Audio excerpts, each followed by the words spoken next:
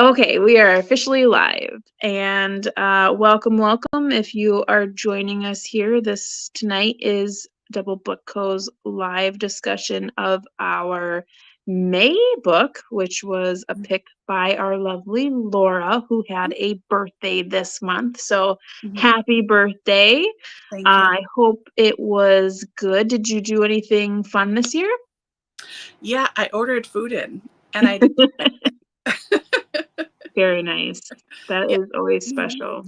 It's That's nice when it's like your special day because like you just do whatever you want and who mhm. cares? And that's the perfect day. Yeah. I read, I napped, I ate food I didn't have to prepare myself. I mean, hey, Yep. not bad. Well, good for you. Well, happy birthday.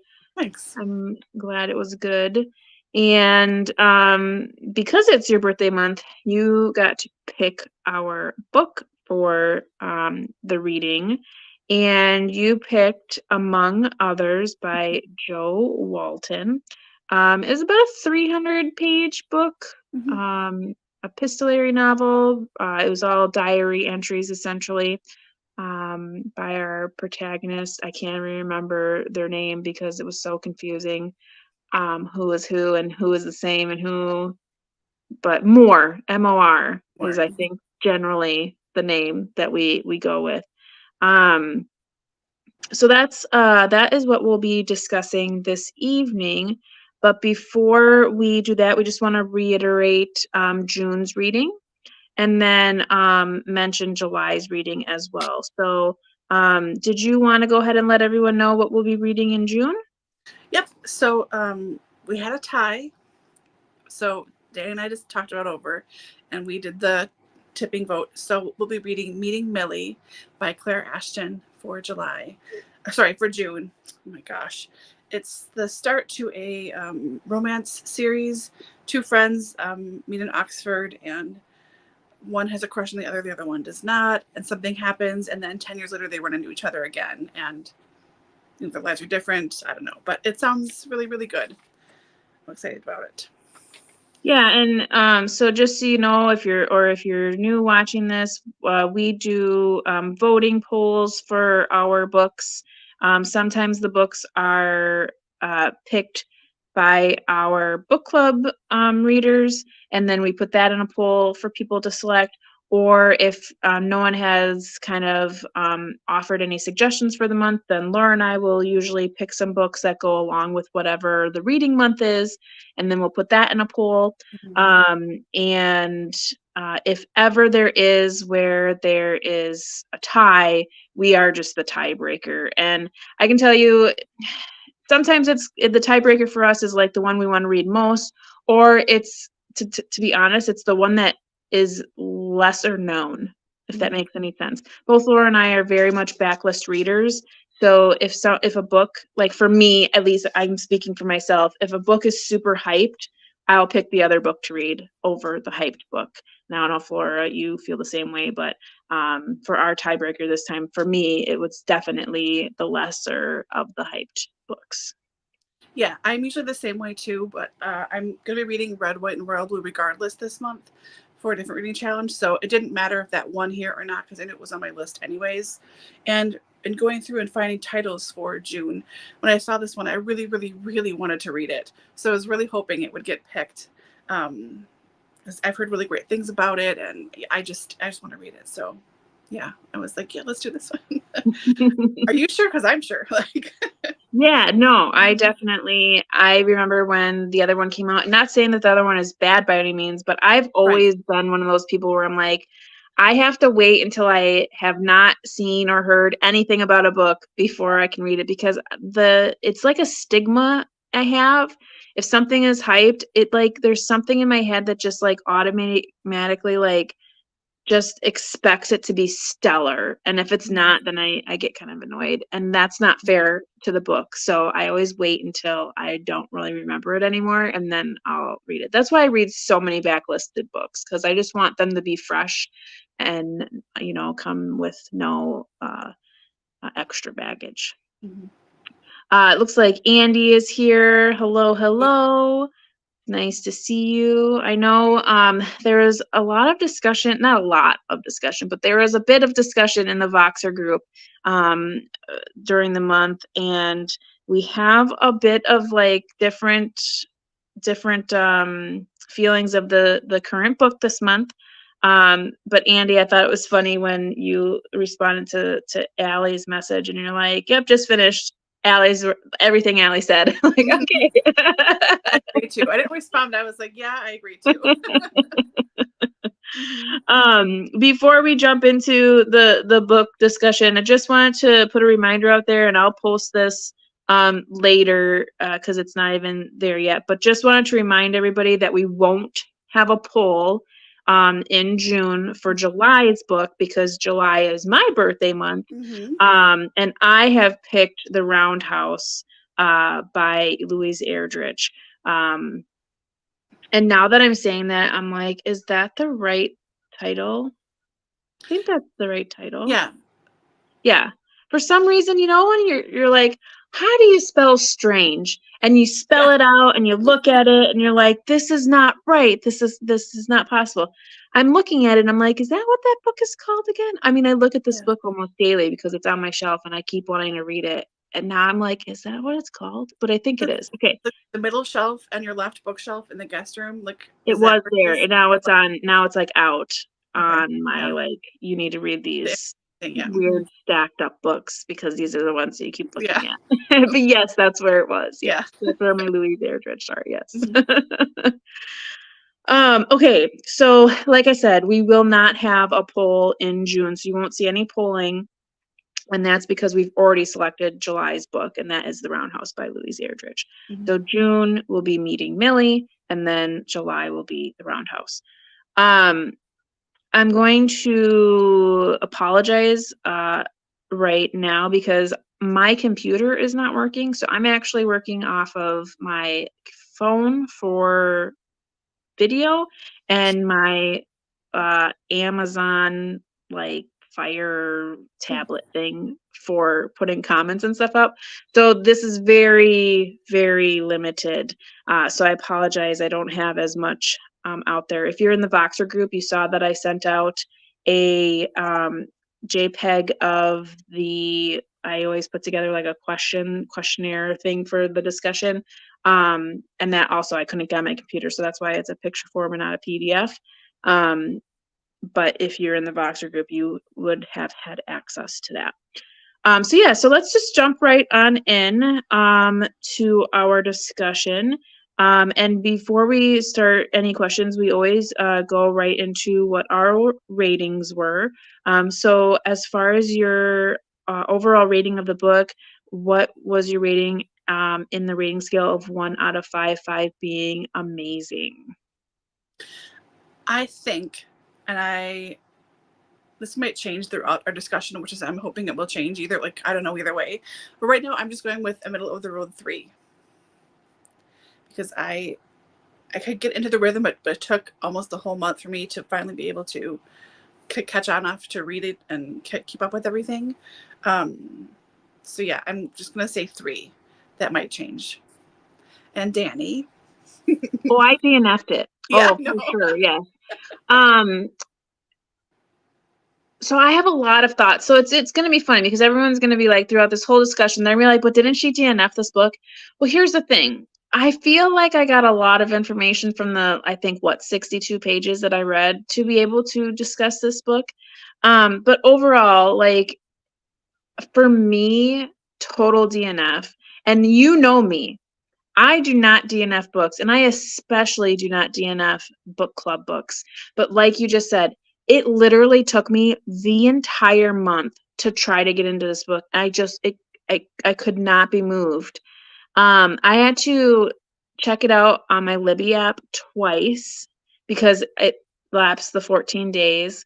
And every time I tried to start reading it, I would get like 3 entries read of the diary, and I was just so I couldn't. There was one entry that I was like, what did that even mean? Like, I don't even understand.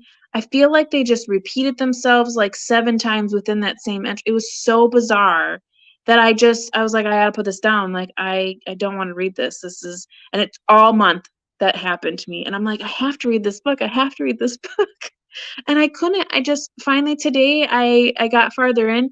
And granted, today, and probably because I was getting more into the meat of the book, I was like, okay, some of this I'm starting to feel a little connected. But I was like, I can't be moved. There's like 150, 180 pages left that I have to read. I'm not interested. I'm not that interested. So I decided I just had to call it. And I never do that. I'm terrible. Like, I hardly ever DNF. So I feel terrible that I have DNF. Not only your pick, but a book club book. Like, Yeah, I never DNF. we encourage DNFs here. That goes Oh, for I know. I know. It's really fine. It's really fine. This book is not what I thought it was going to be, quite honestly. It really, really was not. So I was, throughout the whole month too, struggling to read it. I kept picking it up over and over again and trying. I'm like, why can't I read this? It's my favorite format. It's epistolary. Like, come on, Laura, you can do this. And I just could not get into it. And it took me until Monday, yesterday. And then I found a rhythm. I read enough reviews and I found a rhythm and I could just easily read it and it was fine. But I was in the same boat as you for almost the entire month. Mm-hmm. I tried so hard too. Oh, it looks like Andy is giving it a 2.5. Yeah. Sounds about Mm-hmm. right. Compared to what you were mentioning was on Goodreads as well. Mm-hmm. Um, kind of leading into then, we always talk about our overall thoughts. I'll go first on this one because obviously I don't have many overall thoughts, Okay. but I think I'm gonna try to like explain myself as far as why I chose DNF. And the biggest reason is this book has my like almost number one least liked thing in books, and that's an unreliable narrator. I feel like the moment I met this narrator, I was like, you are undeniably like unreliable. You are a child and you are saying all of these things, but I don't know if they're true. I don't like ambiguity in books. Like, I really don't. I just want to know that this is what is happening. And there are some times where a book will have bits of unreliability, and that's okay, but this felt like from the get-go, I'm like, I don't even know. I don't know if any of this is happening. I don't know what has happened. There was so many moments, and I'm so happy that Allie had mentioned this in her message, that like I was like, I don't even think she's a twin. Like, I think this could all be made up. And for me, that was like so much of it, like why I was having a hard time getting into it, because I'm like, I don't know if any of this is true. Like, I don't see, like, she seems so, and the reason why I felt like she was unreliable, or could potentially, because I could be wrong too. Like, I could be completely wrong. Maybe she's not an unreliable narrator, but the fact that there was like the fairies, then she is totally into sci-fi. So she has one of those minds that has an imagination and is an open mind. And there were a lot of things that I liked about her, like her open mind and how smart she was and all of that. But the thing that I just couldn't get over was like, I think you're a super unreliable narrator, and that's like one of my biggest like no's in books. Like, I don't like it. I remember when we read Atonement, and you get towards the end and you realize like, oh my gosh, this is an unreliable narrator. It was so cringy to me. Like, I couldn't even stand it. So knowing that at the get-go here, I was like, oh, I don't know about this. I really liked that it was diary entries. Um, but I also felt like, and maybe this was maybe we're supposed to see growth in this character, but I thought she was supposed to be a teenager, and she really sounded like a 10-year-old, like from the get-go. I was like, I don't know about this. I don't know. I don't know. I don't know. So that was my main reason for having the DNF, is Me and unreliable narrators don't do well together. Mm-hmm. What were your overall thoughts? Like I said, once I could get into it, I thought it was perfectly fine. Like, I I've heard about this book for probably well over a decade, probably 15 years, quite honestly, from friends and friends of friends, in real life primarily, a little bit more on YouTube now, of course, who cited this book as like life changing, one of their favorites growing up. Like they reread it on like an annual basis or whatever. So that's why I picked it, because I had heard such good things for so long. I knew it was by a Welsh author. I didn't get to read a Welsh author in March. I knew it was standalone and it's 300 pages. I'm like, that's perfect book club book. Like, so all these reasons I was like, finally, I really want to read this book, right? And having such a hard time getting into it and not being able to find the groove in the record to listen to what was happening was so frustrating. And I thought, I'm not an idiot. I read all different kinds of books all the time, all different genres from all different time periods. I haven't struggled like this in such a long time. It's my first book by Jo Walton, and I thought maybe I just can't read her. I don't know why, but maybe I just can't. Um, so yeah, that's sort of why I picked it, because this reputation, and on the surface it sounds really interesting and kind of fun, and I like magic-y stuff, magical realism, and I thought, oh, this could be kind of a fun, like just kind of easy read, you know? It's what it seems like, I think, at least on the surface. Like, yeah, there's witchy stuff, but I don't mind like that stuff. It's, whatever. And like, okay, weird family things. There's weird family stuff in like every single book, so nothing new there. And it was about books. It sounds great, but just it was just an odd book. Um, so in general, I wouldn't have ever considered her Maury as an unreliable narrator. I mean, I wouldn't have pulled it out. I would have just thought, oh, maybe she's a little confused, or maybe like the ambiguity of like fairies and her twin and all this stuff was there intentionally, clearly. And I wanted to see how it would end and how that would be wrapped up, if it would be a real thing or not a real thing. And that's how part of like the reveal of the book and her growing up and figuring things out in her life and everything would be like this magic part, and if her mom really is a witch and all that stuff. Um, but ultimately, it's so strangely paced. There's a whole lot of who cares information in here. Like, I recognized, I think, almost every author and book that she mentions I have read, like only Lord of the Rings and The Hobbit, really, that she talks about. So I couldn't like get the inside jokes there to refer to whatever. I could see, though, if I was an SFF kid, I would have like eaten this up like crazy. I probably would have given this 5 stars, but again, meaningless to me because I don't have that, reference. Um, the school year pacing was very weird to me. Uh, there's so much time spent on just words. It's just word salad. And there's the one review I was just telling you about, the one review that I read, it might have been a Storygraph. I Googled just reviews for this. So I got stuff from Storygraph, Goodreads, and then just like Google Books or wherever. But one of them was like, this book is too wordy and there's too much information here. So I'm going to rewrite you an example of how this should be written. And it was like, October 1st, like, school stinks. My friends are all jerks. Number 2, boy, I really love Tolkien. Isn't he great? Number 3, here's a big list of books that I think you should have read already, but now you haven't. You're a stupid jerk. Like, number 4, here's a huge pile list of my entire family. You won't have to know anything about them, but let me talk about them at length for several pages. Number 5, like, it was just so that made me go, okay, like, I can do this now. Like, I don't have to like pay so much attention to all this other stuff. I could just kind of half pay attention and just keep moving. And that's how I got through it, quite honestly. But yeah, reading that, I did laugh and I went, oh, okay. Yeah. It's fine. Yeah. So that helped immensely.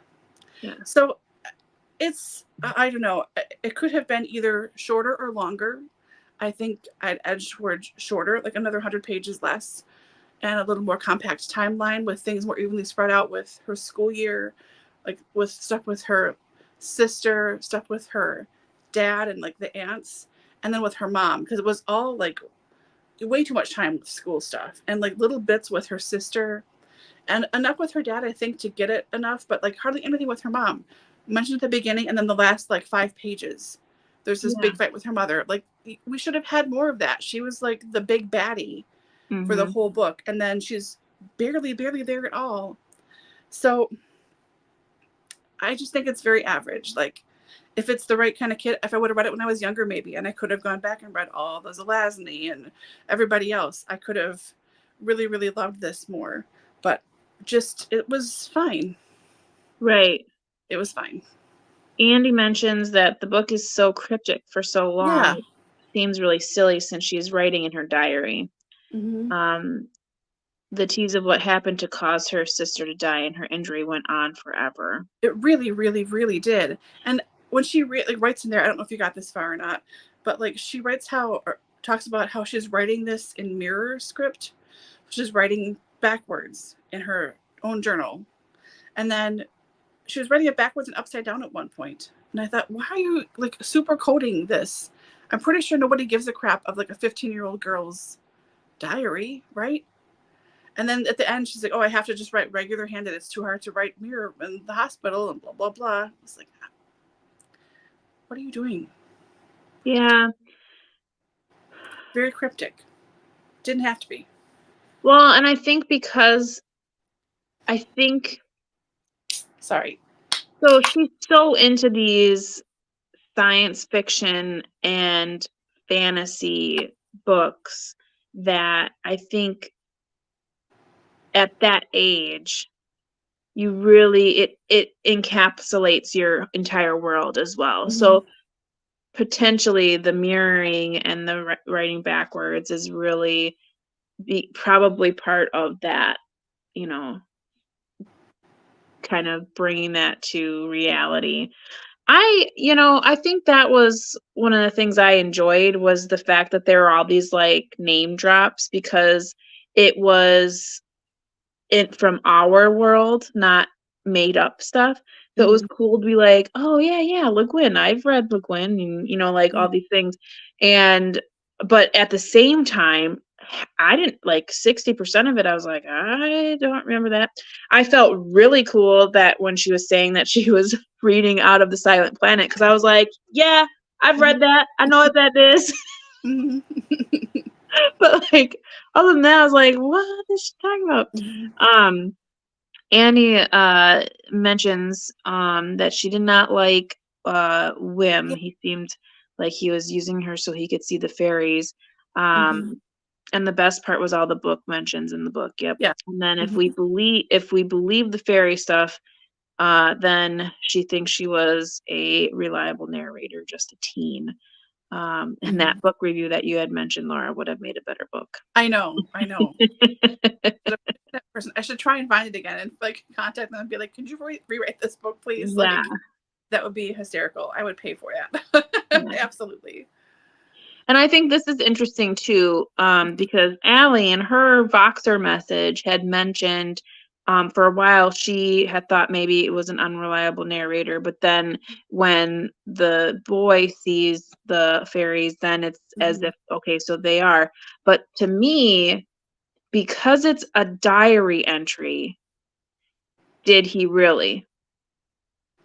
Or is she perceiving him, or is, you know what I mean? Like she could write whatever she wants. It's a diary entry, right? Mm-hmm. Yeah. I'm not saying it's yay or nay. I'm just saying in my own head, I'm just like, I don't trust you. Yeah. I think I do trust her at when he does see them, that maybe kind of like some things kind of clicked into place a little bit more for her. Like, okay, she's not totally hallucinating or just trying to cope with all the trauma that happened with losing her sister and her mom being apparently a crazy evil witch and like, all that stuff. Yeah. It's like, oh, okay, I feel a little better about this then. I'm believing her for the most part. And I can't really speak to that because like I Yeah. said, I did not finish. So I have no authority on the matter. Bringing up the mother in what I read of the mother, it seemed to me that the mother had major mental health issues. Mm-hmm. And obviously I didn't get far enough to find out what actually happened to the sister and whatnot, but from the little bits and pieces that I gathered, it just seemed like she had to get away from her, and it seemed like she was definitely going through some mental health issues. And Mhm. yeah, so but let's jump back into some of our questions here. Now, I'm gonna put up this banner here, and I'm sorry, it literally does not have the question on there. But I'm gonna then jump over to our actual, and so I might freeze on screen. So just bear with me. I'm just gonna try to read this question here. Oh no, where am I?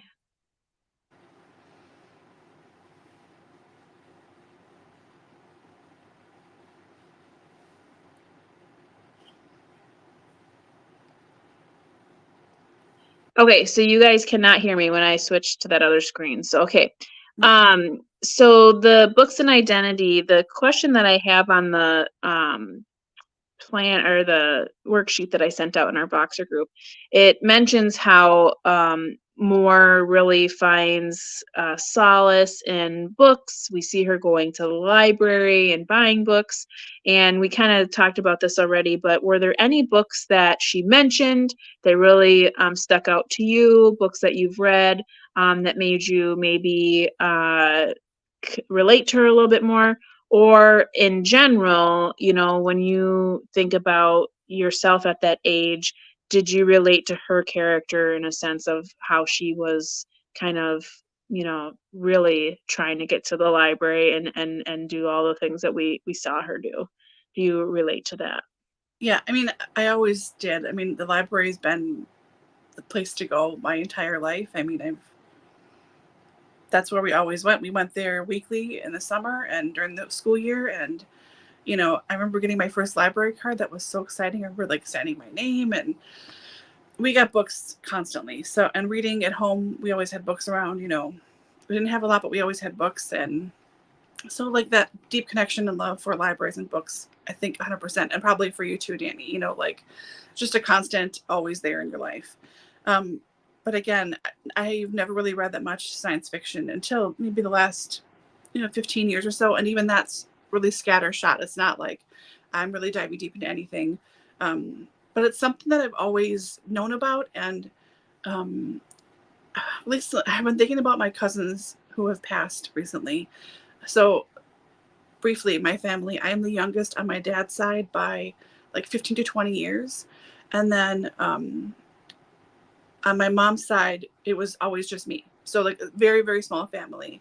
My mom had one sibling who never had kids. And then my dad had three older siblings who had kids, but I didn't know almost all of them because they were 20, 30 years older than me and didn't live anywhere near me. So the few cousins I did know were boys, and they were teenagers or in their 20s when I was born.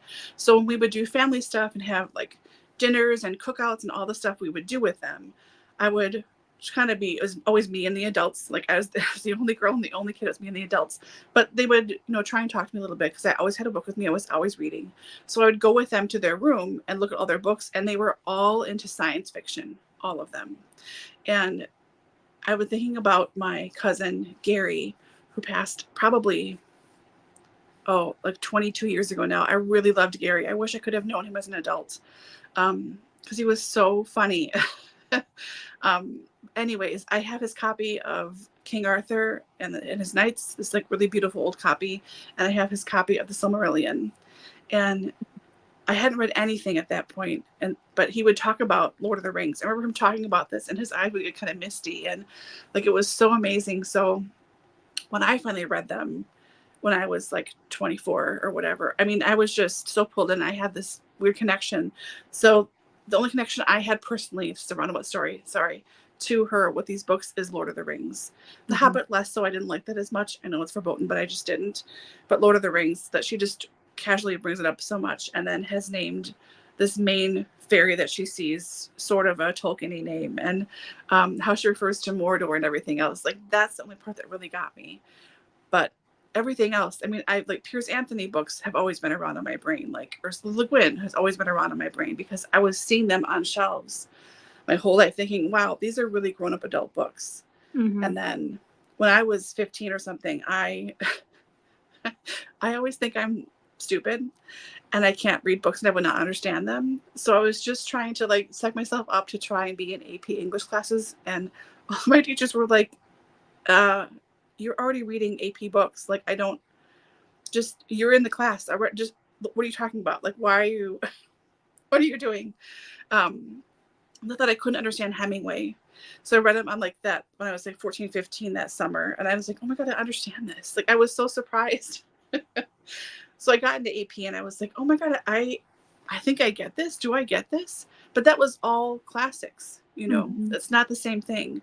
So when I was just starting to really get into books and expanding my reading and reading a lot of classics and plays and everything else, it was never science fiction, to my Mm-hmm. detriment, I think. But Mm-hmm. again, always there, always lurking on the sides as like the cool kid adult thing to be into. So part of me wants to go back and read everything that she talks about in order, like, because I love a list. I know there are lists out there with everything. I want to go back and read every single thing she mentions, but like, that's ridiculous for a 3-star book. I'm not doing that. You know, Yeah. that was Yeah. a big word vomit. Sorry, but yeah. No, that's okay. Um, yeah, no, same. I mean, I remember when Pizza Hut used to have the thing where you'd fill out your books that you'd read and Mhm. get a free Yep. personal pan pizza. I Mhm. remember we'd have in 5th grade when I lived in Virginia, the school was just crazy about reading. You'd actually like read books and you'd go into a special computer room. It was the only computers the school had, Mhm. and you would take tests, and if you passed the test, you got points and you get ribbons, and there'd be big ceremonies at the end of every month. I still Oh. have those ribbons. Like Mhm. it I've always reading has always been a thing for me. So I would say fantasy, yes. Like I would read fantasy books. I never read Lord of the Rings until college, and I only read the Lord of the Rings. Like I didn't read The Hobbit or anything like that. Mhm. Um I loved C.S. Lewis. Did not know that he wrote adult books or nonfiction until my adulthood. Um, but science fiction is never really, I was never really into it. My brothers definitely were. Um, I liked series. I was always into like the Babysitter's Club Oh and yeah. anything that had like 50 books to its name. I Mhm. was like, yes, please, Yeah. more of that. Because I liked the continuation of things. I liked seeing where people went, like characters were. I liked the build up. Um, so I liked that. And I liked how so like I said before, she read like a 10-year-old to me for a little bit, but Mhm. then she would like have her moments where all of a sudden she would sound like a really wise old woman, where she'd say something about like how librarians are, and she would like she would say something about it, or she would say something about libraries. And I even think I went to like the very last page to read the last entry, and it was something about like, I'm going to live and I'm going to read and I'm like, oh my gosh, was this whole book about like just being a reader, like just being Mhm. a voracious reader? Kind Because of. maybe maybe I missed it. Maybe I should read this, but yeah. So I definitely feel like whomever reads this book, if you're in any way a reader, you would appreciate her for that for sure. Mhm. I thought the opportunity for her and her father to have a Yeah. bonding be- between the two of them through these books was really amazing. I was like, oh, okay. And then like the next day she shipped off to the school, and I was like, oh, Right. I thought this was gonna be like one of those moments where this whole book was gonna be like, wow, he ran away, but look, now they've rekindled their relationship and look how great it is. You know what I mean? Like, Mhm. Yeah. so I don't know. I don't know. But um it looked like, let me see, I missed a couple from Andy here. Oh, where'd it go? Okay, there it By is. the way, Kim, if you watch this replay, I hope moving went well today Oh and everything yeah. smooth and like you're good to go. Just have to unpack. So Yeah. yeah, I'm thinking about you all day. And anyone who is watching this in replay, please feel free to put any comments, anything that you hear that you want to add in the comment section. We always read those. I'm sorry, Andy, I see your comments here. Okay. Looks like she had read some of the Dragon Rider of Pern books as a teen. Lord of the Rings. Okay, they do? Oh my that's goodness. pretty cool. I don't even know if we have a Pizza Hut here. I would think you did. It's a decent city. I mean, just shared a post on Facebook about it. Oh my goodness. In 5th grade, we had a contest for reading. We each had to read Rocket on the Wall. I won a ton. Oh, that is awesome. so cool. Yep. Yes. Yeah, moving is no fun. That is for sure. God. I know. My in-laws were helping, like my brother-in-law was helping his in-laws, his sister-in-law, move. He actually drove from Indiana to Wisconsin to then bring them back to Indiana. Oh my God. I know, it's like 9 hours. No, thank you. No, thank you. Okay. Okay, let's go back here. Belief in magic. So I'm not going to try to jump back to the thing. So I don't remember what the questions were. So we're just going to figure it out from here. But I think it was something like,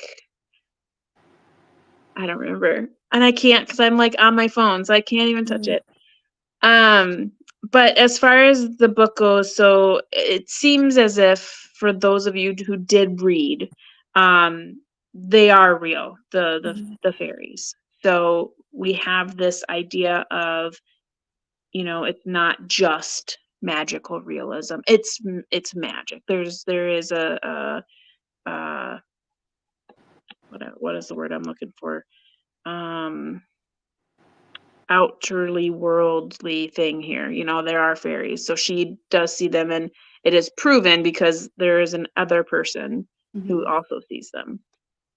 How did you feel like that worked into the book? Did it do a good job? Do you feel like there should have been more? Do you feel like it enhanced the book, or did it need to be there at all? I think it helped to have it there. It makes sense to have it happen when it did, like right near the end, mostly because I don't know, again, the pacing is so weird to me. That's what throws me off the most. It's right near the end that finally. Thanks, Andy. Yeah, thanks. That finally, like, it's sort of proof in a way that we know she's not hallucinating these things. Like, these things are real and they're really there. And then that made me at least go, okay, so then how she thinks about her mom must really be accurate too, because when she gets gifted the 3 pairs of earrings from her aunts for Christmas, and before she even unwraps it, she knows this thing is charged with magic, and she's a little afraid of it because she doesn't know who it's from, and then finds out it's the aunts. They give her 3 pairs of earrings, like silver hoops, something else, and then like a set of pearl earrings that belonged to the aunt's mother. But they're imbued with magic. I'm telling you this, Danny, for anyone else watching. So they're imbued with magic, and she thinks and assumes that it's to cut her off from magic, because I guess in the book world, if you pierce your ears or you have an extra hole in your body, you can't touch magic anymore, and you can't. So she won't see fairies. She can't like talk to her sister. All this stuff. I remember something like that about earrings. Yeah. So that was sort of nice to know, like, okay, then she wasn't hallucinating this thing also. Like, it just made the kind of iffy bits a little more solid. Like, okay, then there really is magic, and there really is this thing. So I guess her mom really is a crazy witch who tried to kill her twin girls for still unsure of the reason. So it was helpful. I think it could have been left out as well and still been fine. I don't know. I mean, because it's not blowing me away. This book was not the best thing I've ever read. I'm so sorry to everyone who loves this. It just was like, oh, okay, a little more clarification. But Yeah. I mean, I think it made her more reliable, that she wasn't just kind of going nuts or misremembering or whatever. I think like a lot of people too who grew up kind of sheltered, and Wales is a small country and she grew up in the valleys and with just her sister. It sounds like they didn't really have a lot of friends, just a few friends. But to have her go to school, which is sort of the equivalent of, like in this instance, of her going to college, and you're exposed to all these different people from all over the place with different backgrounds and opinions on everything, and like suddenly cars matter, and suddenly the class you're in matters, and how you talk matters, and that jarring, that like growing up event, which like I said is usually college, but for her was this high school event, that was sort of like, okay, well, maybe that was like a childish thing, believing in magic and the fairies and stuff. That was all the past. But then clearly it wasn't. So Well, and I think I just too feel in like I'm the saying a lot of words, beginning, but yeah. Well, in the portions that I read too, she kind of explains how being connected to things. So like yeah, there's certain times where she like wants to be able to touch wood. right. And so she touches her cane, and she talks about the food and how they can't Yeah, and prepare it. cooking. And if they Hmm. had had an apple, they would be connected to an apple tree. But then they have this custard stuff, and they're not connected to anything. So I almost, and that's, so that was another like thing in my head, like, okay, so the magic might be unreliable because I mean, you don't have to have magic to understand how important it is to be grounded, to Hmm. be connected to the nature, and be connected to the people of, like she was saying, like, even though these valleys are small, there's a ton of people there because of the mining, and a lot of Hmm. those people didn't have to leave. So, like, there's a lot of this background, like, it was like, what did you call it? Like a salad of words. I mean, because Hmm. there is just so much, and in your head, you're like, what is this for? What is this? What is the purpose? Now, you have a hard copy, a physical Yeah. copy. Was there a family tree Nope. in the front? Is there anything? So see, that just seems ridiculous to me, because Yeah. why mention 1,000,001 people that don't matter at all to the book and not have a family tree? Hmm. Ay, ay, ay, ay, ay. I know. Uh, did not understand why the ants were using magic when Dad did not have a clue about magic. That's something I want to know too. Like why the dad seemed oblivious to magic. Like, did he know about it at one time? And then the ants who were older than him had just overpowered him, and because they already controlled his money and everything else and his food, they could make him forget about it. Like, is that what happened?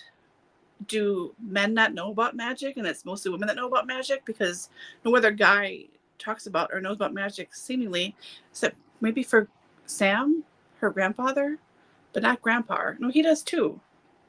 I don't know, man. Weird. See, Yeah.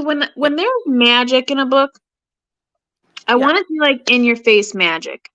Like, just come out and be like, "Here's the magic, and Hmm. it's real, and this is what it is." Like, give me some Spiderwick Chronicles, you know? Like, Hmm. "Hey, guess what? All these things exist, and here I am in a world full of all these things, and this is why they exist, and this is how they exist, and this is how they exist to you." Hmm. Or the opposite, which is magical realism, which it's like, is it magic? I don't know, but it could be. Oh, isn't that so whimsical? I know you hate that word, but it's there. I know. No, I get it. Not this, like, it is here, but it's really confusing and Yeah. cryptic, and oh, look, the end of the book, but at least you know how many people are in the family. Like, you know I what I know. mean? I I don't know. know. By the way, do you guys think this counts as magical realism, as like a genre? Because I don't know what to count this. I think it's considered, like, if you look it up, I think it's considered magical realism. However, there is a lot of discussion and debate Yeah. over what magical realism is, because it's overused. It's like a blanket term at this Hmm. point.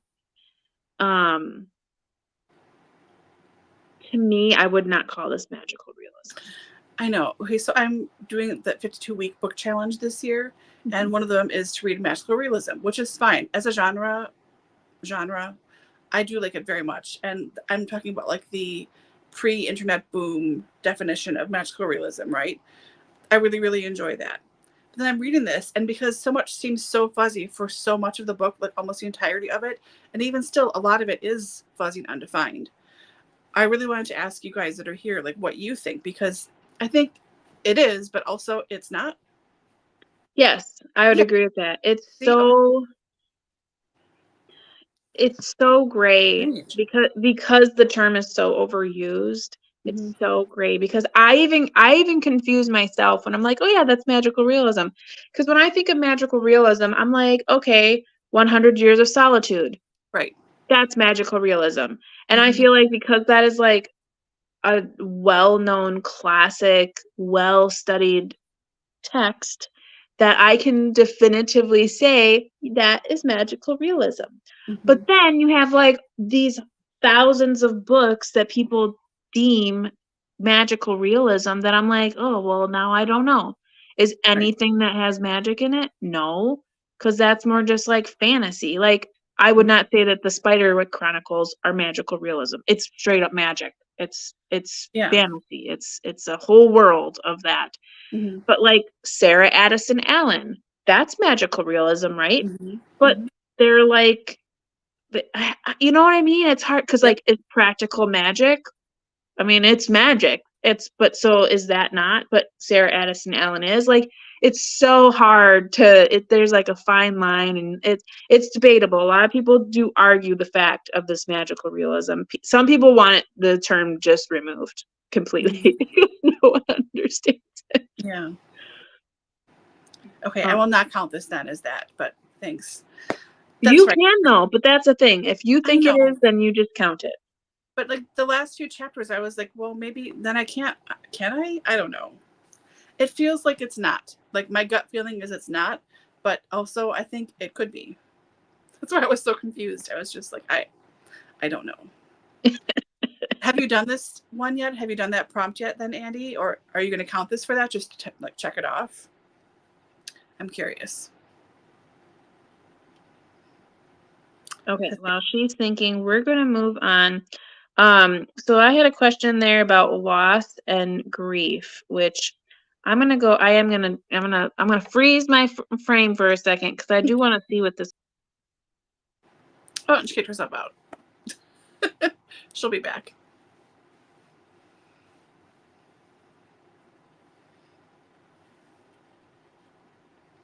Sorry, did not mean to There do she is. that.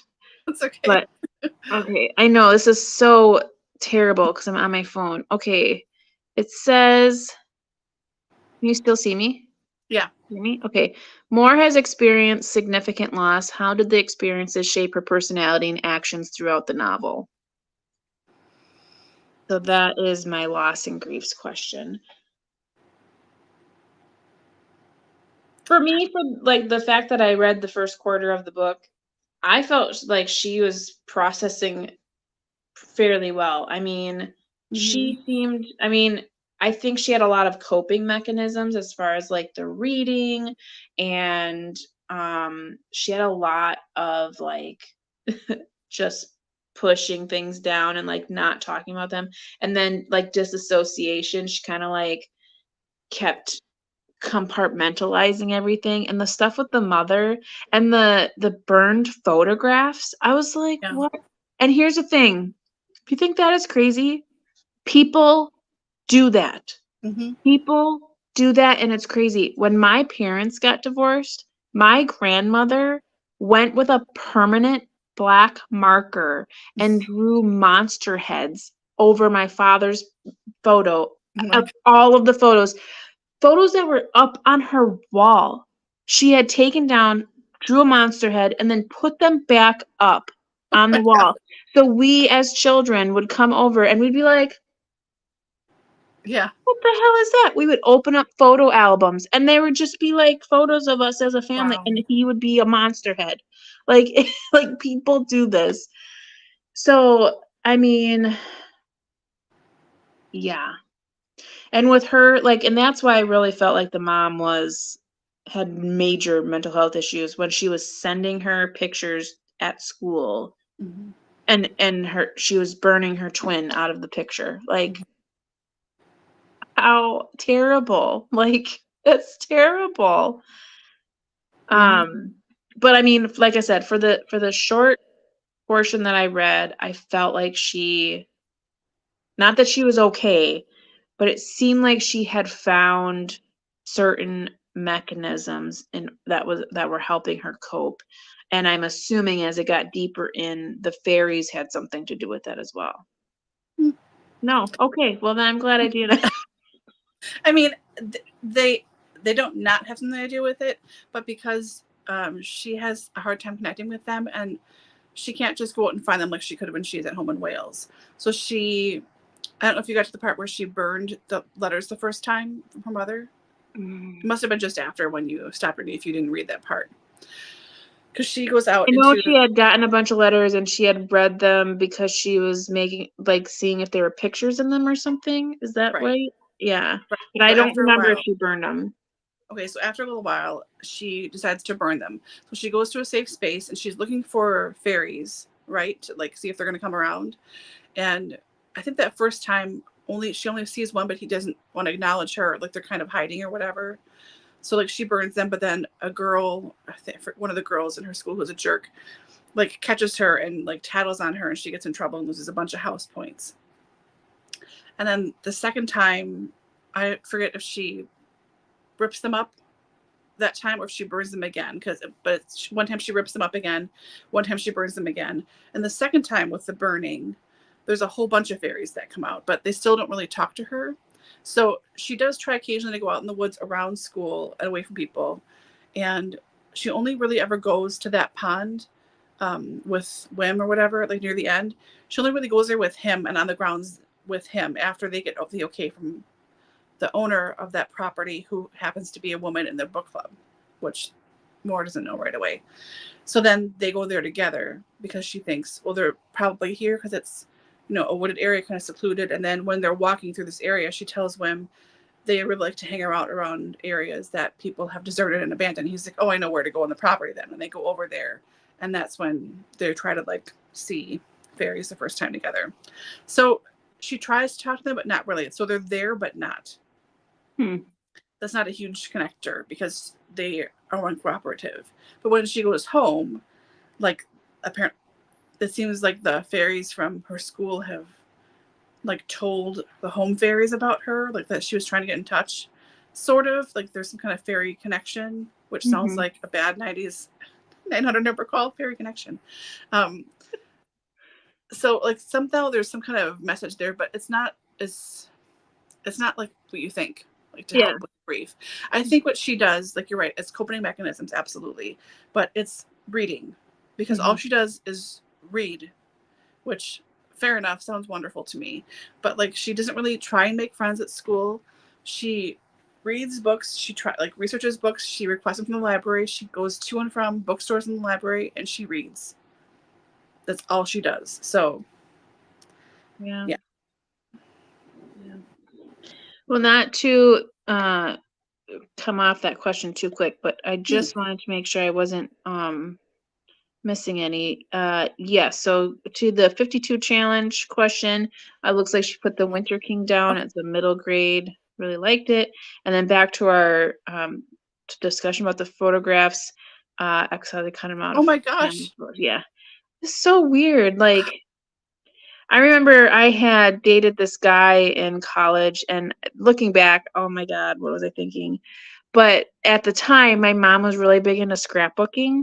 So she had scrapbooked a couple of pages in like a general scrapbook. And like we were in there a couple times, and like I had seen it like months later. And I'm like, what the hell? And she's like, well, it happened. So it's Val, she was very good friends with another woman who does a lot of that. And she's like, Val said, you keep moving through life. It happened in your life. It's fine to leave it in there. And I'm like, I mean, she had a picture of an ex-boyfriend and I up on her thing for like years after we had broken up. And I was like with my now husband. I'm like, oh my God, like, can you take that picture down? Like, that's so old. Like it had to have been like 6 years old. Like from I'm like, why is that still up there? Can you please take it down? Oh my gosh, this is embarrassing. Like, Mm-hmm. I think we were engaged even. And I'm like, oh my God, we've been together for 6 years. I have not been with that person for like 10 years. Like, can you please take it down? Mm-hmm. Mm-hmm. Um, so yeah, seeing that people still like burn people out of photographs or marker them out of photographs, cut them out of photographs. I mean, I get it. I get it. People got to do what they got to do to move forward, but yeah, something else. Yikes. Okay. Oh, sorry. Go ahead. No, I just said yikes. Oh, okay. The last like question that I had to do with family dynamics. Let's see how badly I can mess this one up. Ooh, I don't want to do that. Oh, come on. Come on. Sorry, I'm like really trying to not. Okay, here we go. Oh, it's not even in the right section.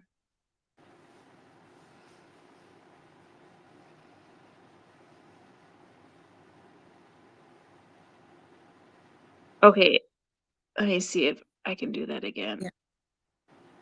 Okay, so it says Moore has a complex relationship with her family. How did you interpret her interactions with her mother, sister, and father? Which that question confused me. And again, I didn't read it, so I don't know. I don't have any authority on anything. Um, but how much does she even divulge about her relationship with her sister? Because in the time that I read, I was like, it's so she's hardly saying anything, and it's like not even full sentences of divulging things that are happening because because I'm like, that's why I was like, okay, is this an unreliable narrator? Like, is she not a twin?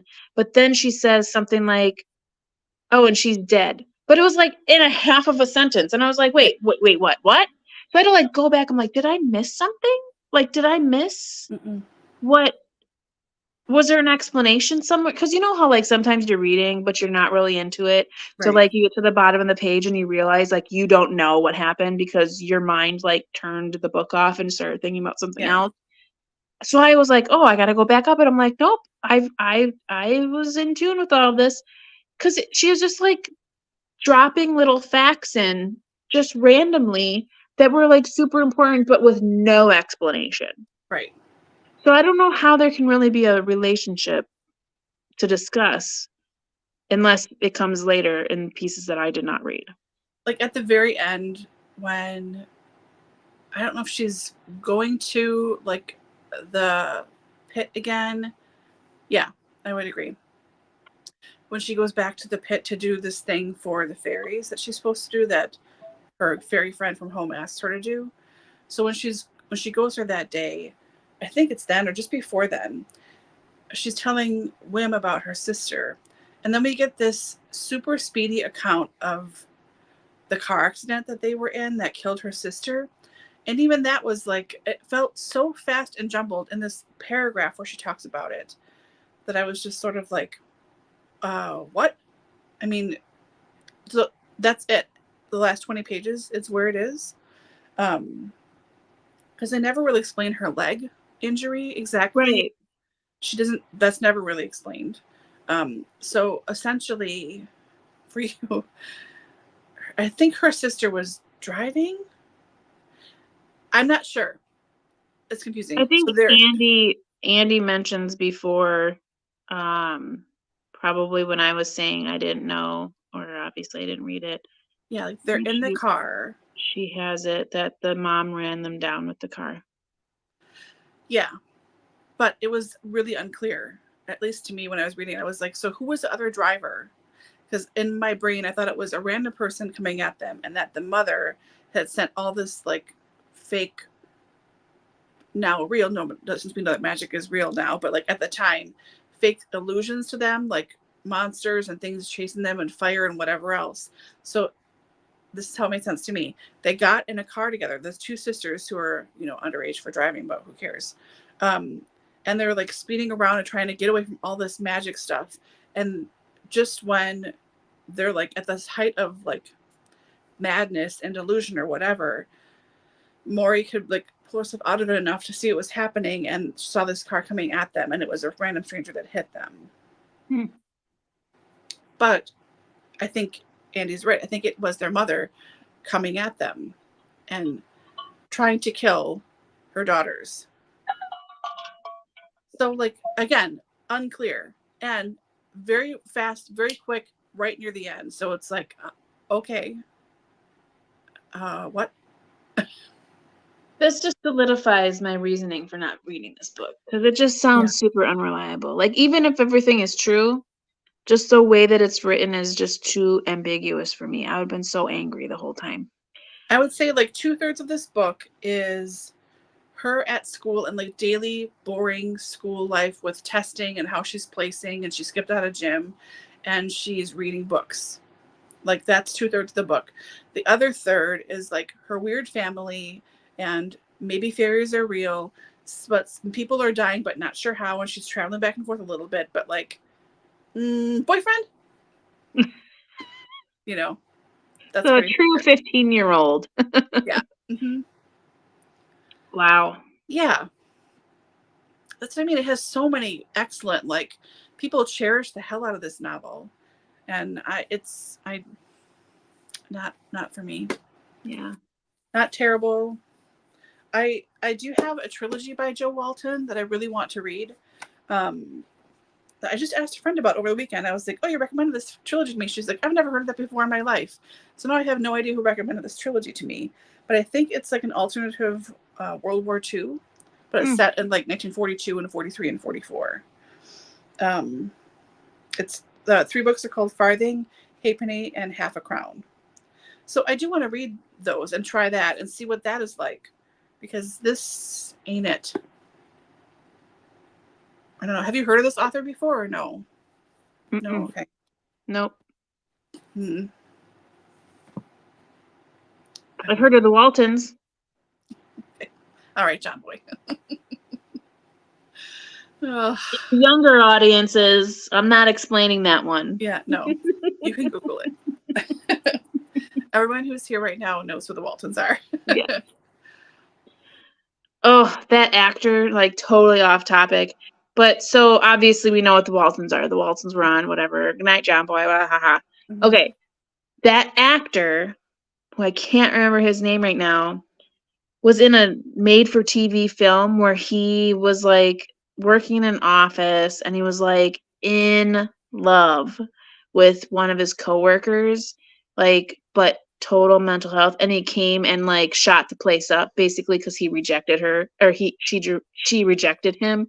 Oh my gosh. And I just remember I was not able to watch Waltons, like, for, like, years after that. I mean, this was when I was a kid, like, probably under 12. Mm-hmm. And I just remember, like, I'm oh my gosh, like, I'm never gonna be able to work at a place with cubicles. And I'm like, I was just like, it took me a while to get over that movie. Mm-hmm. I don't know even why I was allowed to watch it at the time, because that was how you grew up. No one censored anything. Yep. But watch what was on. Oh my gosh, I just remember going like, what the hell, John Boy? What are you doing? But, you know, obviously as you age, you're like an actor, you know. Yeah. But I still get like that sometimes. Like, there's certain actors where, like, I'll see him in one thing and I'll be like, I can't watch you in that. Mm-hmm. Like Jamie Dorian, is that his name? Who plays Mr. Grey or whatever in, you know, the movies about sex. What are they called? 50 Shades of Grey. He is then like a serial killer in this other show, which had such great reviews. And I started to watch it, and as soon as he comes on screen as his serial killer self, I was like, nope, I can't do it. I cannot do it. I can't watch this guy be a serial killer. I can't. So I could not watch that show. Yeah, that one and Happy Valley, where James Norton plays a serial killer, like stalker guy. Yeah. And he plays the blonde priest from, on Masterpiece. Oh my God. The stories are by James Runcie. Oh. He's a pastor. Oh my God. Father Brown? No, not Father Brown. It's irritating me. Anyways, that. So watched both of those, like 50 Shades and Father Whoever shows, and then I try to watch both of those stalking series, and right away I got so creeped out. I was like, I don't want to watch these creepy bastards. Like, I can't. No. They did like too good of a job. It was way too freaky for me. Yes, it is. It's too much. It's too much. Can't do it. Andy thinks we're all due for a 5-star. Totally agree.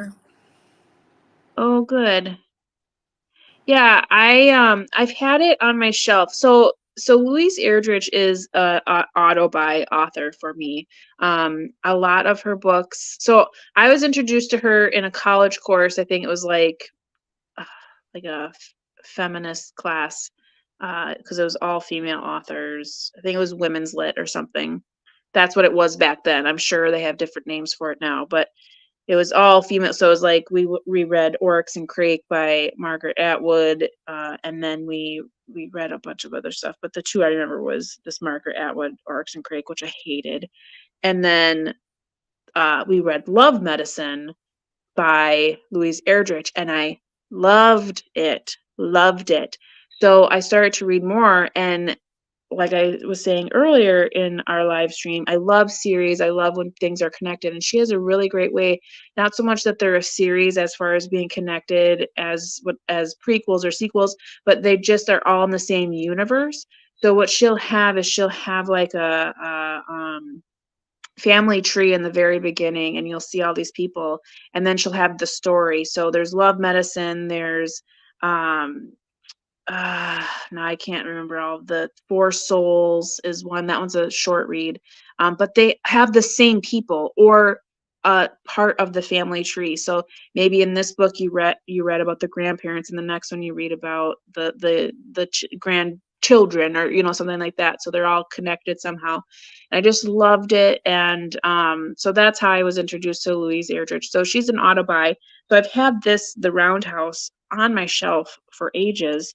And just haven't gotten around to it. And then Heidi from My Reading Life, who I adore. If you don't follow her, please do, because she does a fantastic job. Reads a very broad spectrum of books. I especially like when she does nonfiction books, because she reads a lot of the books that I would be interested in, which is nice. So I take a lot of recommendations from her. But she, sometime in the last year or so, read Roundhouse and just had a very great review on it. And I was like, yes, okay, I need to get that on my list. I need to push that forward and get that read, because it's been a while since I read an Erdrich.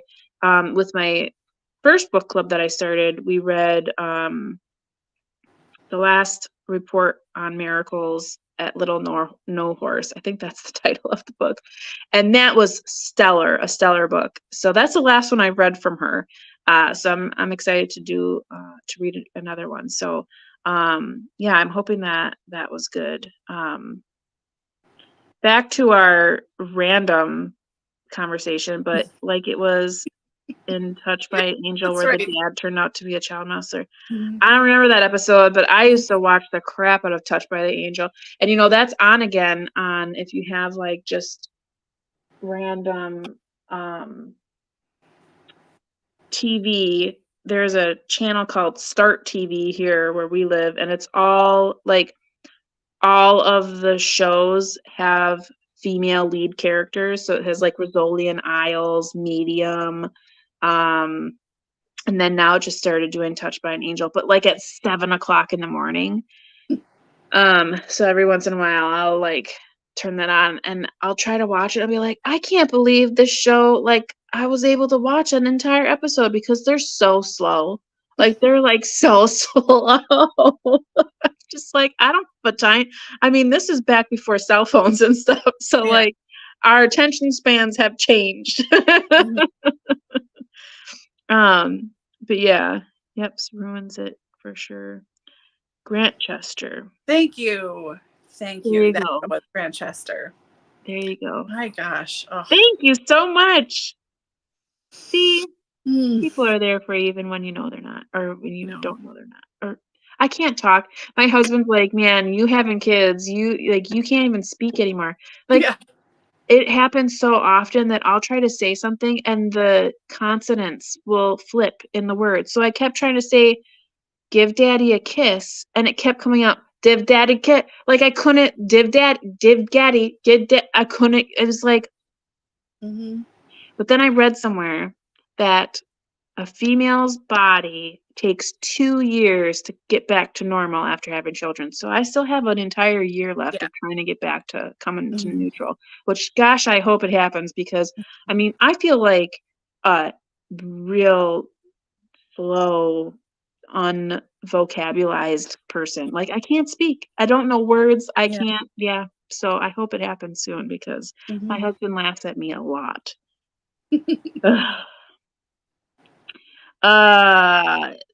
Get the sentence on my shelf. I've never read her before. I've never. Oh, I hope you like her. In my brain, like her and Barbara Kingsolver, and there's another author. They're all a blur of books in my brain. My mom read them in like the 80s and 90s, and then she moved on to like more exclusively mysteries, I would say. So like, there's just sort of like in the background, I know of them and like titles sound familiar, but I couldn't put like an author with a title necessarily. Yeah. So I'm looking forward to it. I hope I can follow and not be lost, as it's my first one, and I know it's like deep into her little universe, you know. Yeah. I don't think I've ever read anything from Barbara Kingsolver, but I can like picture an image, all like so many book titles because they're like real different. Like she has a style. Yeah. Yeah. Oh, I see. The real in real life day. Oh, Yeah. okay. Gotcha. I don't know. I think it might have been that. Oh, Seventh Heaven. Yeah. Okay. Yeah. That was I watched that show too. Man, when they thought Mary was pregnant because she was with the guy that had a baby already, that was real crappy. Yeah. And then it turns out it was the mom. No, those were never for me. They were too cheesy and I couldn't hack it. Like, oh, I can't take this. I would walk away within like 30 seconds. That was back in the day though, when like you watched regular TV and it used to be like the CW, or it used to be, what was it even called? It was WB, but then it was something else before WB. Yeah, it was WB and UPN. Yeah. And you would watch those two, and then those two came together and became the CW. But like you would just watch all of the shows that channel had to offer. It wasn't like you had all these options. You would just like, these are the shows that you watch because this is the age group that you are. So you'd watch Seventh Heaven and like Everwood, which by the way is going to be on Freebie soon. And I'm like so excited because I'm like, oh my gosh, Treat Williams. I was so into that guy. He was like, what, 20 years older than me at the time. But I was like, give me some Treat Williams. Yes, the substitute. Yeah. So like, okay, so we're totally off topic. Yeah, we're done talking about this book. So everyone who's here, who's like wondering what we're doing, we did talk about a book. Yeah. I DNFed it. Laura gave it 3 stars, and now we're just talking about whatever we want. So Andy loves Kingsolver. And I think next month, for Meeting Millie, I think that will not be a 5-star, I don't think, but I think it will be at least a good time, and I think everyone will hopefully enjoy it. And it won't be as confusing or as DNF-y as Among Others has been. I really hope. Yeah, no, and it's contemporary and it, so I got kicked out of my book again because I take too long to read now, apparently. So I'm still waiting to get back into my Death by Darjeeling, and now my wait is 3 weeks. Before it was like 2 weeks or whatever. Now it just keeps getting longer and longer, but they only give you 14 days. And I think some people are like, 14 days, that's forever. Not when you're me. I only can get like a chapter or 2 in a day. And so, yeah, but I'm like at the 65% point, and I'm like, oh my God. I just don't understand why there's a time frame for electronic checkouts. Like Hoopla, you get 21 days, but I've never not been able to renew anything, and nothing's not been available. So what's the difference between Hoopla and Libby? Because it's like they're the same thing. Like your library offers both of them. What is the difference? It makes me so mad that I can't get this book. I just want to finish it. Stuff gets recalled on me all the time. Oh my God. I get stuck on one book and I'm trying to finish this one book, but I fall asleep all the time. So the other two that were waiting in the wings like disappear. Yes. Oh, well. It's so annoying. I have to finish Lincoln Lawyer. I paused that book so I could read our book club book. I haven't read that in like a month. But good. Annie's excited for Millie book. I hope it'll be fun. Yeah, it'll be interesting to see for those of us who read it who will continue on in the series, because like you said, it is a series. Yes, I knew that the library pays per checkout on Hoopla. Do they not then pay for the checkouts on Libby? Is that what the difference is? And that's why you have to wait for Libby? I don't know. I check out a lot of stuff on Hoopla and then I don't read it. So I feel bad sometimes. I'm like, I just checked out a bunch of stuff because I have, you know, you have a certain amount that you can check out each month. So at the end of the month, I'm like, I'm just going to check out so that I have some because I need them. But now I don't do that a lot now. I did it more when I was reading more, but yeah. You only get 2 a month. Mine's at 7. Mine's 7 checkouts. Wow.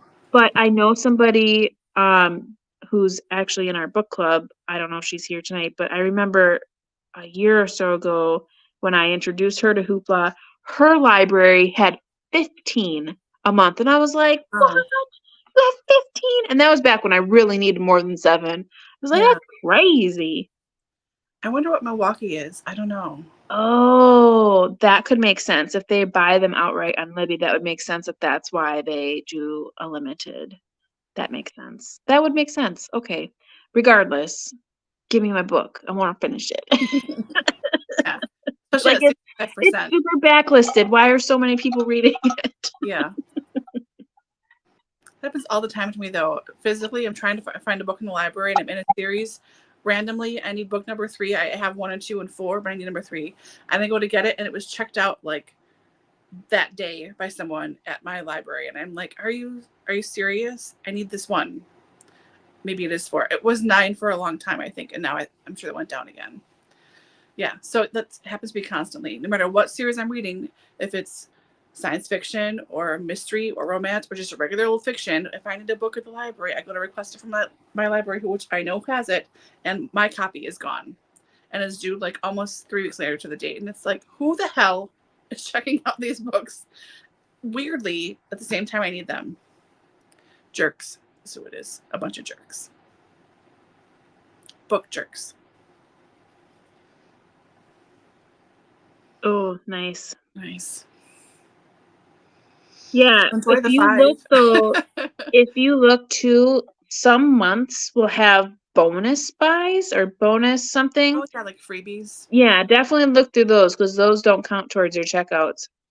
And I found some decent reads in there. Like if you're just looking for something, what was really nice is when my daughter was in the hospital for her surgery and I was there with her and I was there for like, it was a little over 2 weeks. Thankfully, that month had a bonus buy because I was like really, I had nothing to do. Mm-hmm. So that was nice that I was able to do bonus buys during that time. So my phone is literally yelling at me that it's gonna die and close out. So I think we'll have to end there. But I'm thoroughly enjoying our funny discussion here. So we will pick that up next week. Next week, Tuesday, I believe that is the 4th? The 4th? Yeah, 4, I think. We'll do new products discussion first, I think, and then we'll have our reading sprints. So we'll start our June read. If you don't have the book yet, which I probably won't have it yet, you just do whatever you want if you want to join us. But as you all know, we do way more chatting than we do reading, so we can always pick up this funny conversation then. But want to thank everyone for joining us. If you're watching this in replay, Allie, thank you so much for being here, and please put any comments below. Even if you DNF'd like myself, feel free to put whatever thoughts you had in the comments. And if you got all the way through, we'd love to hear what you thought as well. But until Meeting Millie is free on Kindle Unlimited right now. Just so if anyone has Kindle Unlimited, we'll check it out. It's free. Okay, so we'll see you next week, but until then, thanks again for joining us this evening, and Mhm. we'll see you next week. Bye, Okay, good everybody. night, everyone. Thanks.